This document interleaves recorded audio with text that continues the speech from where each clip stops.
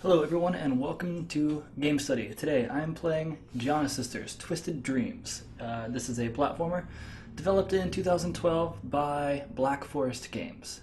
I didn't realize until just very recently this is actually a remake of an NES game, or at least a game in the same vein. I don't know if it's a direct remake or not. In the game page, or the store page for Giana Sisters, they mention that the game is, or they call themselves a hardcore platformer. When I think hardcore, I tend to think Meat Boy and games like that, so I'm not sure if this quite falls in the same genre, but again, I guess we'll just have to play and see how tough it is. Anyway, let's get started with Giana Sisters. First impressions, controls are pretty snappy and responsive, obviously very important for a platformer. You tend to get the best performance when you're playing in windowed mode. Sometimes when you do full screen, you can be subject to VSync settings and a couple frames of lag, but everything feels pretty snappy so far. I can already see that they're incorporating the standard in-game tutorial, both with the button on the screen at the bottom and the little picture at the top. I would almost say that that's overkill. Up in the top left, it just looks like that's counting our gems, and there are probably 600 to find here. Okay, and that right there, that was a really good way to illustrate jump through or fall through platforms, because there was no, they didn't give you a button prompt and they didn't put a sign there, but you literally had no other option than to jump up through there. It feels like it would be pretty obvious that pitfalls are death traps, but it looks like they're marking the very first one with some death flags just to make sure the player is aware that bottomless pits are a mechanic in this game. Although I'm sure at some point they will use that mechanic to hide something down below. I guess I saw that in the trailer videos, but the game is indicating to me that I can transform between the two sisters. Okay, so each sister has a different version of the level. I don't know if that's like just their perception of the world, but clearly there's a physical difference in like the bridge here. So it's kind of hard to say. So like obviously the bridge in this version of the world is open, and the bridge here is closed. But the fact that you can basically take advantage of transitions to sort of animate it into a state somewhere in between definitely presents an interesting mechanic. I'm really glad that they show the gems in both worlds at the same time, just faded out, because I was going to say that sounds like it would get really tedious. I like the mechanic they're introducing, but if I had to go through every single section of the level and keep constantly switching back and forth just to make sure I didn't miss anything, that could potentially be not very fun. Not only are the controls responsive, but as a platformer, I feel like the character has a very good level of mobile, like aerial mobility. So not just the ability to change back and forth, but the speed at which they fall feels like the speed it should be for this world. A lot of platformer games will give you a speed that's sort of too fast or too slow, and it sort of messes up the dynamic of how, or it just makes it doesn't make it feel right, the mechanic of jumping from platform to platform and enemy to enemy. But alright, so you got your basic collection mechanics. You get to the end of the level, it sort of grades you on how many things you got. And at the bottom it looks like 5 stars. I don't really know what those are. I don't know if those are things that I collected or if they're things that I missed, like potentially the level artwork. So in addition to the existing good aerial mechanics, this also feels good too, because it lets you get an extra little hop in, and it lets you slow your descent at alternating paces. They do a good job of placing the gems in such a way that it sort of spells out how the jump should be working. Alright, so you have this move that's like a fireball / attack, but what's interesting about it is that you can slightly change the direction as you do it. So you can kind of curve over and around, you can go straight up with it, or you can go straight down. So I like that they're giving us all these subtle variations of movements, because in a platform like this, that's what gives the player the ability to feel more proficient with their platforming skills. So it's one thing to be able to make it through a level, but when you add in slight mechanics like that, slight variations in jump height and overall speed, you can sort of make the player feel like they've really mastered the mechanics, and the game can be more fun to play through. So it feels more like you're showing off. Okay, sort of interesting. So it's not quite a wall jump, and I've never seen a mechanic quite like that, because in essence it is a wall jump, but it's one that you don't really have to control. Like, you don't have to actually time your jumps and wait. And I really like that too, because they're obviously trying to say that they're giving you the ability to have fun doing a wall jump and to feel successful and powerful doing it without requiring the dexterity needed for that. And it's not that this game doesn't require dexterity, it's just that they're choosing to not enforce that dexterity in a place like this. I didn't realize what they were doing is that each sister only has one specific skill. So when you want to use the spin jump, you're automatically this sister, because that's just what she does. And when you want to use the fireball attack, you're automatically this sister, because that's what she does. I sort of like that, but I think I prefer to have manual. I'd rather have, I get why they do it, but I'd rather have each sister have each ability and then let me manually switch between the two skills. I feel like there's going to be a subtle fight in my mind, like as I approach a section and I try to internalize the platforms coming up. Like, I'm going to say to myself, okay, I need to do this and then switch and switch and switch, but the game's going to start switching for me as I do certain moves. After the first two levels, I can immediately say that the mechanics are very solid. They do a good job of describing things. The controls are responsive. The movements are satisfying. The only issue I've had so far is just the fact that I felt the relationship between the sisters and the way their attacks work wasn't fully explained, but I think that's sort of like an emergent kind of thing in the game where you're going to figure it out eventually, and it's not necessarily their job to hold your hand for everything. And it certainly doesn't prevent you from completing a level, so it's not a roadblock in that sense.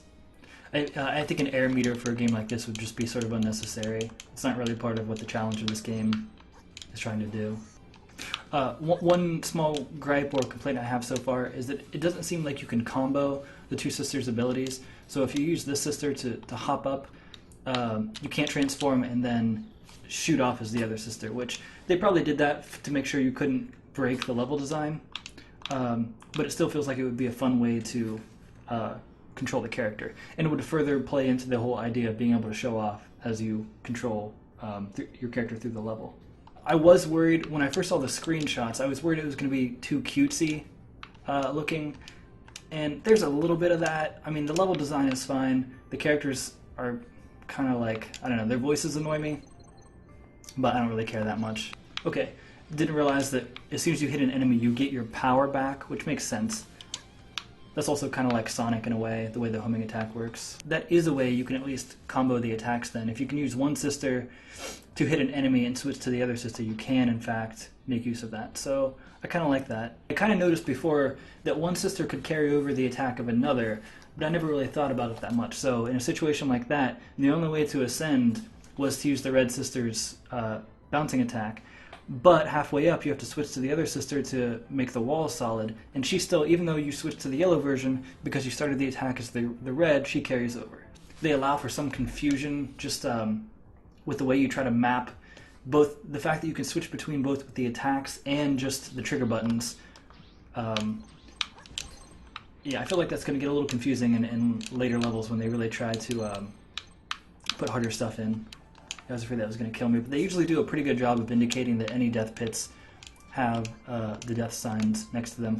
At first, in the very first level, I thought that was a one-time thing, but it seems like every actual pit that could kill you, they put one of those things in front of. So that still might change with later levels, but they definitely carried it out longer than I sort of expected. So as you noticed, as I've said, when you hit an enemy, you get your special attack back, and so generally, much like Sonic style, you can kind of homing attack into multiple enemies at once to climb higher, which is fine, but the game has a habit of just, like what it did there is that I clearly wanted to home in on the closer one to get my jump, but it homed in on the one that was farther away, and it did so in such a manner that when my special ended, I was out of the special state and therefore able to be killed, and by the time I got there, the enemy just killed me. So that felt like a very cheap way to accomplish that. I mean, otherwise I like the mechanic that they're introducing, or that they're using here, but it feels a tiny bit sloppy. I didn't feel like there was a lot of new things to talk about, and that's sort of good in a way, because I found myself just sort of zoning out and playing the game, which at the end of the day, even if you're studying one, you still want the game to be fun. What I like so far is that they've established a base set of mechanics, and they're not trying to shove any more down our throats just yet. So, in the first one or two levels, you establish all the mechanics. The third level threw in a few sort of tougher spots, but for the most part, it feels like they took a step back. There was sort of like a feeling of tension and release. Like, here's all the mechanics. Now here's some time to kind of go play with them, and then maybe we'll teach you something new. But yeah, I would say I was very pleasantly surprised with this game. I knew it was going to be at least decent because it had good reviews and it seemed to be no one had any real gripes with it. But both in in how solid the platform mechanics were and how they actually managed to introduce slightly new mechanics and/or small twists on existing mechanics. Just in general, everything felt really solid. Like, it was fun to play through. I didn't feel too frustrated. There were a few moments where, like I was talking about, where if you try to homing attack into enemies, I feel like that system can be a little bit sloppy. But they didn't rely on it too much. But I'm also only in the first world, so I don't know how much I can say about that yet. And then, as much as I do like the mechanics switching between the sisters, it is slightly convoluted with the way that it happens because there's essentially two ways to do it. You either choose to do it, or your choice of attack forces you to switch. And it can be kind of confusing, especially because each sister can carry over the power of the other sister. The aesthetics and the story, pretty much take it or leave it. The game looks very nice. It's got one thing that I think turned me off to the game and might turn off other people. It kind of has like an overly sticky sweet sort of feel to it, like almost like it was designed for little kids, I guess. I don't know if I would classify it as a hardcore platformer yet, like their own trailer did, but I do imagine that in later levels it will get much tougher, so they're probably not too far off. But it's sort of, I think it's on the same level as like Rayman Origins or Rayman Legends. So if you like those games, you'd probably like this. There is, like, the way the characters animate and the scenery, although it looks very nice, there is something a little flat feeling about it. Maybe that's just because I've been spoiled by games like Rayman that have such great artwork. So there's that. The music is a little campy. I mean, I think you can hear it going on right now. It sort of feels like something you'd find in a commercial for, like, pharmaceutical companies. I don't know, it's a little weird. At the end of the day, it's just supporting a solid and fun game, and I think it hits all the marks in that regard. So if you like platformers, probably no reason to not pick this up. Level design is solid. I think it introduces things at a decent pace. And they do a pretty good job of not punishing the player too badly when you screw up. You get, as long as you find a shield, you get one extra hit, and checkpoints are fairly frequent. Again, as difficulty increases, I can see them spreading out the checkpoints to make that harder, and that's fine. It just, as long as it's not too bad. So with that, as always, thank you to anyone watching. Like I said in the beginning, this will probably be the last game study I do for a little while, just so I can focus on some other things. Editing the highlights for these sort of took more time than I thought, and I don't know if it's really worth it in general. Again, this was just sort of a fun little side experiment. I'll probably revisit it later, but for now I just want to focus on some other stuff. So